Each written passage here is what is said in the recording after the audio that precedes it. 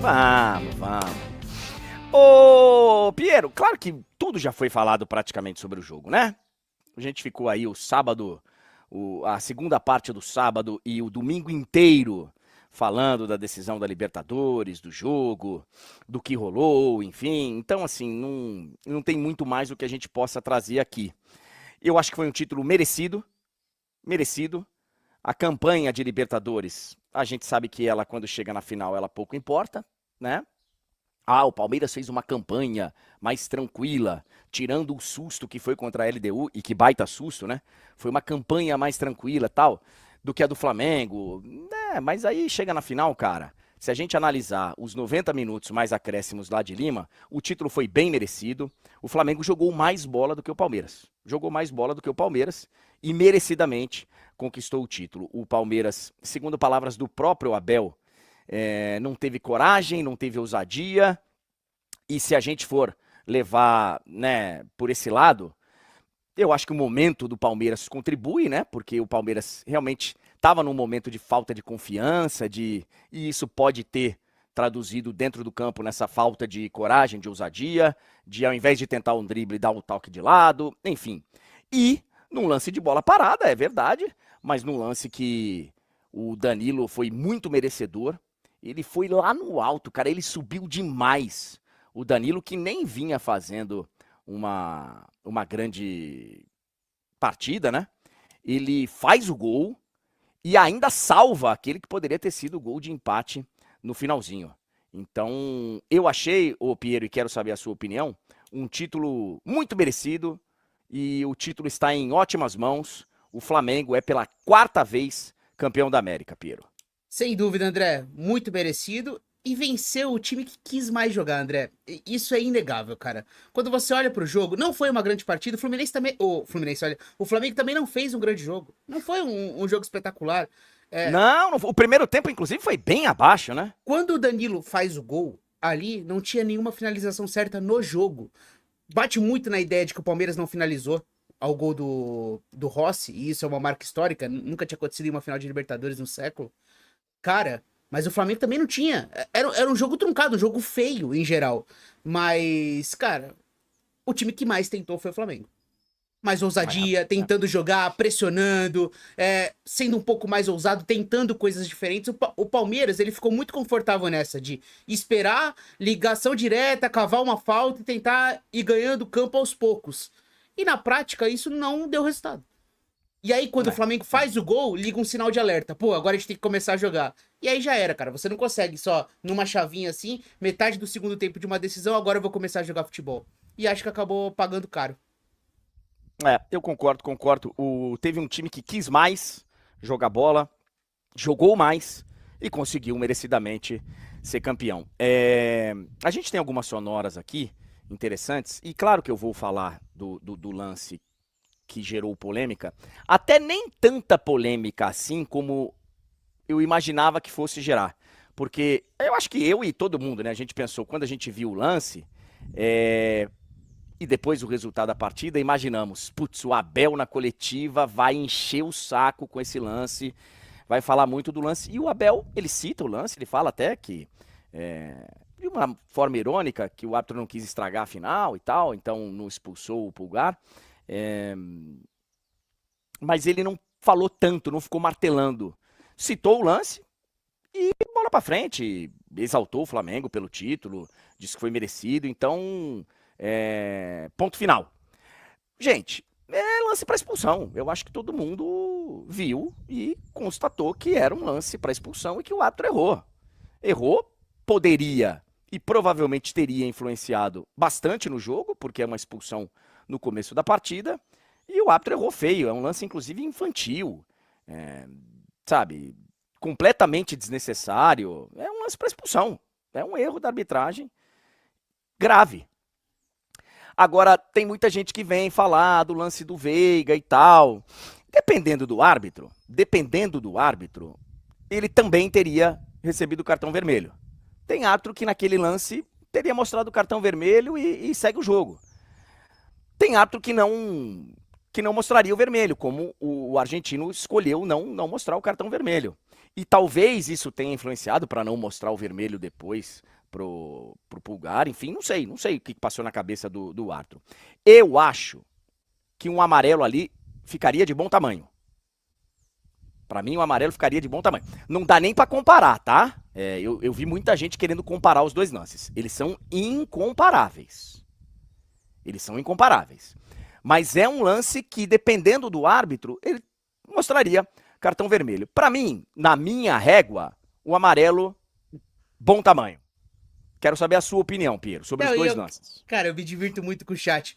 Vocês não falaram nada do lance do Gomes. Nós dois falamos, expulsão clara do Gomes contra o Cruzeiro. Vocês não falaram nada do Andrés. Falamos, expulsão clara contra o São Paulo. Cara, a galera só tá vendo a live hoje? É isso?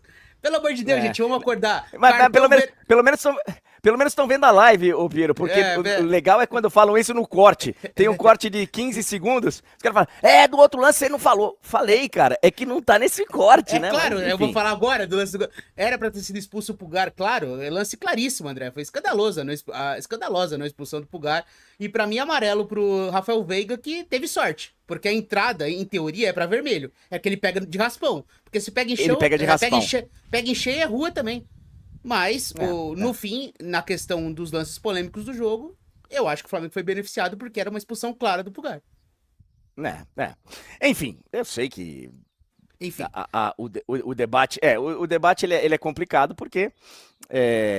tá viajando! Onde já se viu? Também... Eu não acho. Eu acho que são lances incomparáveis e o amarelo estava de bom tamanho. Mas é um lance que, dependendo, não daria para condenar o árbitro se ele tivesse mostrado o cartão vermelho. Não daria. Se ele tivesse mostrado o cartão vermelho pro Veiga, e evidentemente na sequência mostrado também o cartão vermelho pro Pulgar, o que não daria seria só para expulsar um, né? Só o Veiga no caso. A gente não poderia chegar aqui e falar que absurdo, olha aí, estragou o jogo, porque expulsou o cara com não sei quantos minutos no começo da partida. Não daria para condenar, não daria.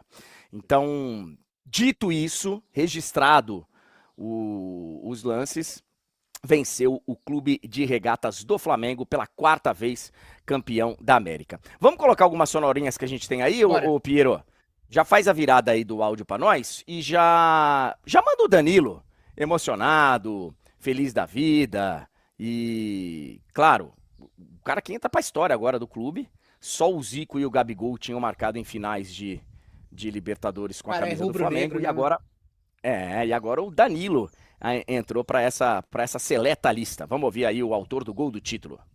Ali me emocionei muito quando o jogo acabou, porque ontem meu pai estava vindo, né, junto com a minha mãe e meus irmãos, e aí durante o trajeto recebeu a notícia que a minha tia faleceu, né, uma irmã dele, e aí ele teve que voltar, né, para dar todo o suporte, obviamente, só que, meu pai é baita flamenguista também, assim como toda a minha família, e aí ficou assistindo de casa, né, pra mim foi baita triste. Ontem eu liguei pra ele, tentei ligar pra ele às 8 da noite, ele já tava descansando, porque foi um dia difícil, então pra mim... Eu queria muito que ele estivesse aí, né? Porque ninguém imaginava que ia acontecer isso. Mas fica aqui meu abraço pro meu pai, eu amo muito ele, assim como minha mãe e meus irmãos. E eu dedico pra ele também esse gol. Tá bom? É o único jogador a conquistar 2 Champions e 2 Libertadores. Agora o Danilo, que tinha sido campeão da Libertadores com o Santos lá atrás e 2 pelo Real Madrid. E ele marcou 2 gols ontem. Ontem, não, no sábado, né, André? Porque é o gol e o bloqueio da finalização do Vitor Roque. A única grande chance do Palmeiras no jogo, o Danilo salvou. Que foi no finalzinho da partida e, cara, é um gol mesmo. É um gol, porque ele se joga ali na frente e desvia o chute do Vitor Roque. Vamos pegar os treinadores, o Piero, pra gente poder registrar, porque o Felipe Luiz... fez questão de lembrar de um acontecimento trágico da história do Flamengo e da história do nosso futebol e citou os meninos do Ninho na comemoração e na entrevista depois da partida. Vamos ver aí o Felipe Luiz. Bom, queria começar falando o que eu sempre falo e lembro depois de uma conquista tão especial como essa, que são aqueles meninos do Ninho que faleceram em 2019 e que não é coincidência que depois dessa tragédia ter acontecido, o Flamengo consegue brilhar, ter tantos títulos, tanto sucesso. Claro que tem muitas outras coisas além, mas eu acredito muito nessa força. Eles estão comigo, eu falei com o pai do Bernardo no outro dia, me manda mensagens e sinto que eles estão vivos dentro do clube, dentro de mim, e gostaria de mandar um abraço para todas as famílias. Cara, ele sempre lembra, né? Ele sempre faz questão de citar. Se tem gente que faz questão de esquecer, o Felipe Luiz sempre faz questão de lembrar dos meninos do Ninho, e é muito bacana que ele sempre fala disso. E ele falou também do estudo que ele fez do Palmeiras, que ele estuda os adversários e tal. Vamos ver mais uma do Felipe Luiz aí, campeão, agora como treinador também da Libertadores. É claro que saber como o Abel pensa pelo livro, claro, eu li o livro dele e também as entrevistas, ajuda a entender como ele pensa o futebol, mas depois dentro do campo são jogadores que colocam o plano em prática, os jogadores que executam, os jogadores que conseguem transformar tudo o que passamos para ele, e a linha entre a vitória e a derrota ela é muito fina, e hoje foi pra gente. Em 2021 poderia ter sido pra gente também, tivemos aí uma possibilidade no final de vencer o jogo, não vencemos, perdemos. Hoje eles também tiveram a possibilidade de empatar, veio pra gente, então acredito que essa energia e a sinergia que se está gerando desde o começo do ano foi uma coisa que eu falei para eles também. Esse grupo, quando eu olho para eles, eu sinto que é um grupo destinado a fazer história, um grupo que quis desde o primeiro momento botar uma foto na parede, e agora eles vão ter essa foto lá na parede do CT e no museu, e serão eternos na história do clube. Entram para a história do clube aí o Flamengo tetracampeão da Libertadores. Pela primeira vez um brasileiro conquista o tetracampeonato da Libertadores. E só pra gente registrar, que a gente já vai conversar com a nossa dupla direto lá de Lima, vamos falar do Abel, porque a entrevista do Abel ontem, depois do jogo, no sábado depois do jogo, ela foi, cara, foi interessante, tá? Ele tava bem longe de ser aquele Abel que normalmente fica meio insuportável nas entrevistas pós-derrotas. Ele deu uma entrevista bem equilibrada e elogiou o Flamengo. Vamos começar ele falando da não expulsão do Pulgar. O que ele falou aí, o Abel? Espera aí só um pouquinho, André. Podemos começar 9 só horas com e 19 minutos. Podemos só começar com ele elogiando o Flamengo e depois vamos com... Bora. Do jeito que você quiser. Ele elogiou o Flamengo. Vai, coloca ele aí. Uma gratidão imensa aos nossos torcedores, fizeram um sacrifício imenso para poder estar aqui connosco a apoiar-nos. Se é verdade que há uns anos atrás conseguimos ganhar a este grande rival, que é o nosso maior rival, um dos maiores rivais que nós temos,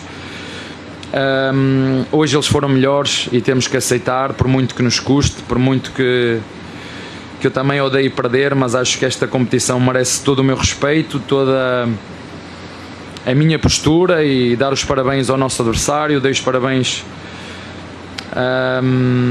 ao Luís Filipe, que desfrute, que vive este momento, porque são momentos que ficam marcados para sempre nas nossas memórias, e também a todo o elenco do Flamengo, porque foram melhores.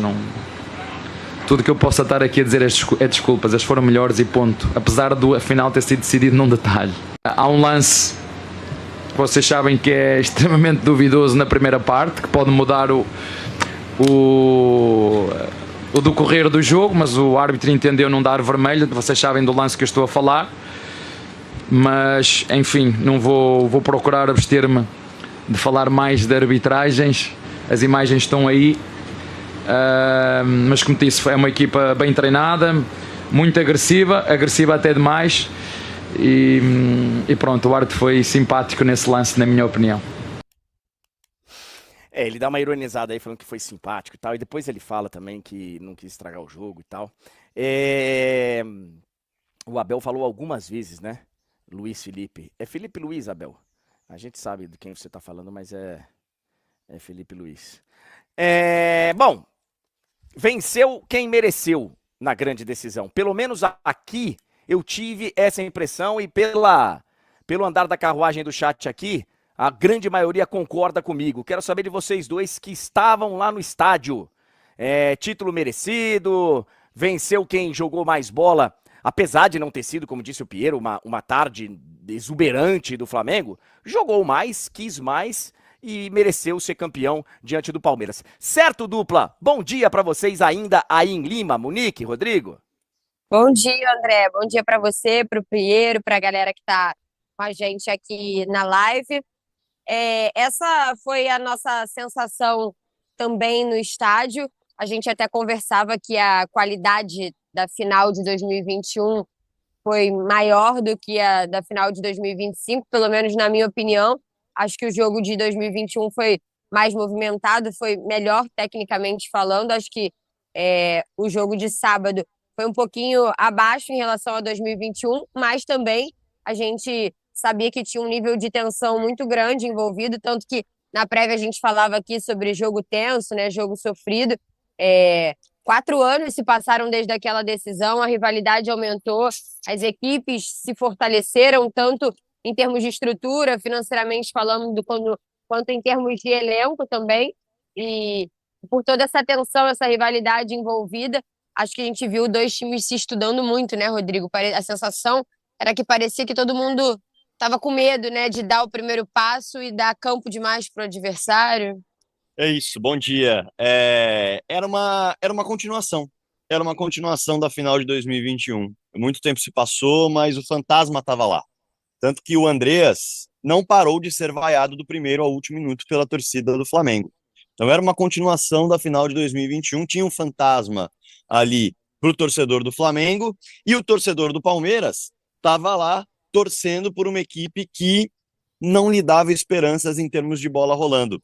Conversando com torcedores também aqui durante todo esse período, e eu já passei esse relato aqui também na live do André, os torcedores me encontravam ali enquanto eu estava fazendo matérias e vídeos para as redes sociais, e falavam, pô, Fragoso, tudo bem? Legal falar com você, cara.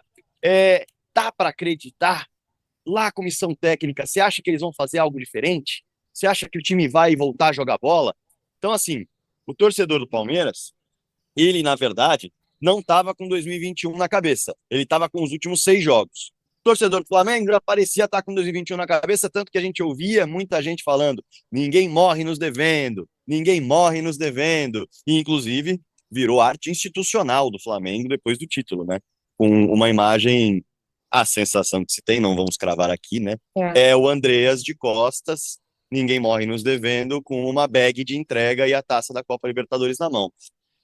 Então, para mim, foi isso. E aí, olhando para o jogo em si, o Palmeiras foi a continuação, não de 2021, mas foi a continuação dos últimos 5 jogos. Um time muito pobre, pouquíssimo criativo, com muito espaço entre os jogadores, e a desconexão ficou clara quando a gente parou para olhar, inclusive, as estatísticas. O Palmeiras trocou 188 passes ao longo de 98 minutos. 188 passes trocados ao longo de 98 minutos. Tamanha é a desconexão que o Palmeiras, para se ter uma ideia, André, neste jogo teve o terceiro jogo com menos passes trocados em porcentagem em toda a temporada com relação até a posse de bola. Então, foi de fato um Flamengo que mereceu muito, claro, tem a questão do lance do Pulgar, e aí eu vou usar um pouquinho do que o Abel fala. Se o Si não entra em campo. Não dá para saber o que ia acontecer. Vamos lembrar que na última final de Libertadores, o time que jogou com 1 a menos durante talvez 95 minutos, não lembro quanto tempo de acréscimos houve na partida entre Atlético e Botafogo, não saiu campeão. Então, se não entra em campo, mudaria a história do jogo? Certamente mudaria a história do jogo. Para qual lugar o jogo iria, a gente não sabe. Mas no 11 contra 11, inegavelmente, ganhou quem teve mais chances, quem foi mais perigoso, quem trocou mais passes, quem jogou mais bola. Eu concordo com vocês e eu acho que todo mundo que viu o jogo concorda, né? E o próprio Abel falou isso, né?